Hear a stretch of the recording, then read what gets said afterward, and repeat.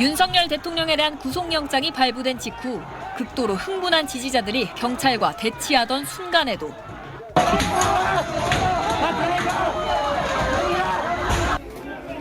건물 유리창을 깨뜨리거나 1층 로비 안으로 처음 진입할 때도 유튜버들은 휴대전화를 높이 들고 난동 상황을 실시간으로 생중계했습니다. 자, 서부지법 안에 애국 국민들이 지금 다 들어와 있습니다.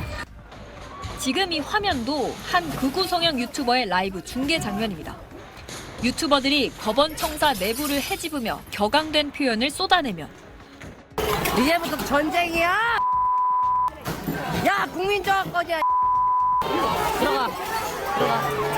난리 났다 싶어. 이제 119 혁명이다. 119 혁명이야, 이제. 이거 민주화 운동이야! 유튜브 시청자들은 폭동을 일으켜야 한다며 댓글로 호응했습니다. 경찰이 법원 안에 침입한 걸 확인한 46명 중 유튜버도 3명 포함됐습니다. 건동을 실제로 현행범 체포하겠습니다. 현행선념에서 있고 알았어, 현행범 체포야, 알았어. 핸드폰 좀 끄고. 방송 끄고, 유튜버들은 계좌번호를 올려 후원을 유도했고 한 채널은 700만 원 넘는 후원 수익을 벌어들이기도 했습니다. 이 폭동에 참여한 유튜버들이 난입 폭력 사태에 불쏘시개 역할을 하며 막대한 수익까지 챙긴 겁니다. 비상계엄 사태 이후 극우 유튜버 수익 상위 7개 채널 가운데 6개 채널의 후원금은 2배 이상 오른 것으로 파악됐습니다. 여론을 호도하고 폭력에 참여하고 또 그걸 또 찬양하는 그런 정도까지 이르렀으니까 돈벌이만을 생각하는 그런 유튜버들이 윤리와 어떤 그 책임의식을 내팽개치면서 민주주의가 훼손되는 그런 극단적인 상황에 이르렀습니다. 경찰이 엄정 수사 방침을 밝히자 일부 유튜버들은 관련 영상을 삭제하거나 비공개 처리하는 움직임도 포착됐습니다.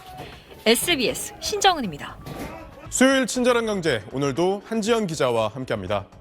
안녕하세요. 안녕하세요. 네, 비상계엄 사태 이후에 이 정치 유튜버들이 큰 돈을 벌고 있다는 기사가 나오고 있는데 도대체 얼마나 벌고 있습니까? 네, 일부 이 정치 유튜브 채널에서는 하루 수천만 원 수익을 올리는 것으로 나타났는데요. 네. 한 채널에서는 슈퍼챗으로 약 3천만 원을 하루 동안 번 것으로 나타났습니다. 구독자 수는 50만밖에 되지 않지만 네. 후원금으로는 전 세계 1위를 기록할 정도였습니다.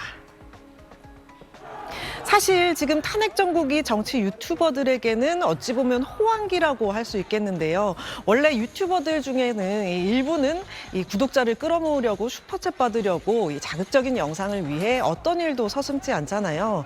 이처럼 일부 정치 유튜버들도 지금 사태를 10분 이용하고 있다고 보여집니다.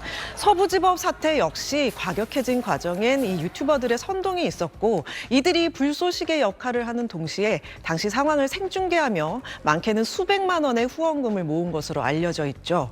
한 유튜브 채널 순위 집계 플랫폼에 따르면 1월 9일부터 일주일간 진보, 보수 각각 슈퍼챗 순위 상위 5개 채널 수익 합계를 봤더니 둘 다 1억 원이 훌쩍 넘는 돈을 번 것으로 집계됐습니다. 또 다른 분석에 의하면 이 슈퍼챗 상위 6개 채널을 봤더니 11월 기준 슈퍼챗에 비해 지난달 수입이 2.1배 늘었다는 결과도 나왔습니다.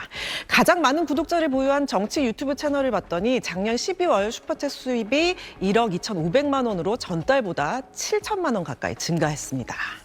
네, 한 달에 수입이 2배나 늘었다니 놀랍습니다. 근데 이 슈퍼챗으로 받는 돈은 유튜버들이 100% 다 가져가는 건가요? 결론부터 말하자면 슈퍼챗에도 세금이 부과가 됩니다. 네. 작년 12월 올린 수입은 올해 5월 종합소득세로 신고 대상이 되고요. 올해 1월에 수익이 났다면 2026년도 신고 대상이 되겠습니다. 유튜버나 인터넷 방송 진행자, BJ 같은 1인 미디어 콘텐츠 창작자는 한 번이 아니라 계속 반복적으로 영상 콘텐츠를 만들어서 이에 따른 수익이 나온다면 과세사업자 또는 이 면세사업자로 사업자 등록을 해야 하는데요. 국세청은 지난 2019년 9월에 이때 한창 유튜버들 갑자기 쏟아 나올 때였죠. 1인 미디어 열풍에 대응하기 위해 종합소득세 신고란에 1인 미디어 창작자 업종 코드를 신설한 바 있습니다. 1인 미디어 창작자가 직원을 고용하거나 또는 이 별도 사업장을 갖추고 다양한 콘텐츠 영상을 공급하면서 수익을 낸다면 이 과세 사업자에 해당하고요. 직원 고용 없이 또 이 별도 사업장 없이 콘텐츠를 만들면 면세 사업자가 됩니다. 둘 다 모두 종합소득세를 신고해야 합니다. 슈퍼챗 얘기로 돌아오면요. 이 말이 슈퍼챗이지 슈퍼챗, 별풍선 뭐 이런 명칭에 상관없이 후원금이라고 생각하시면 됩니다. 또 1인 미디어 창작자가 방송 화면에 이 후원 계좌번호를 노출하고 계좌 이체를 통해 돈을 받는 경우에 소득세법에 따라 종합소득세를 신고 납부해야 합니다.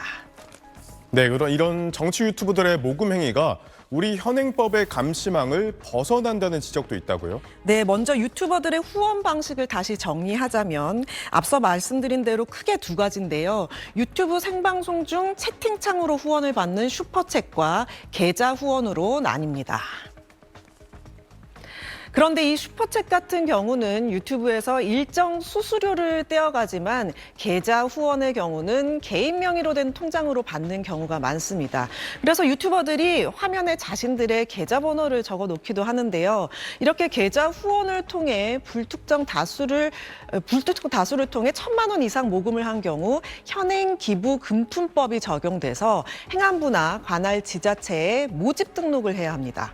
하지만 이 기부금은 모집한 사람의 적극적인 권유나 요구가 있어야 하기 때문에 유튜버들이 이 화면 하단에 자발적 구독료라는 문구를 적어놓고 구독자들이 송금하게 되면 이건 자발적 기부로 보게 된다는 거죠.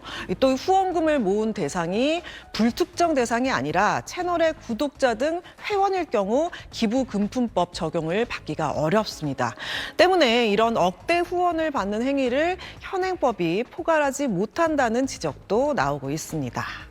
네, 한 기자 잘 들었습니다.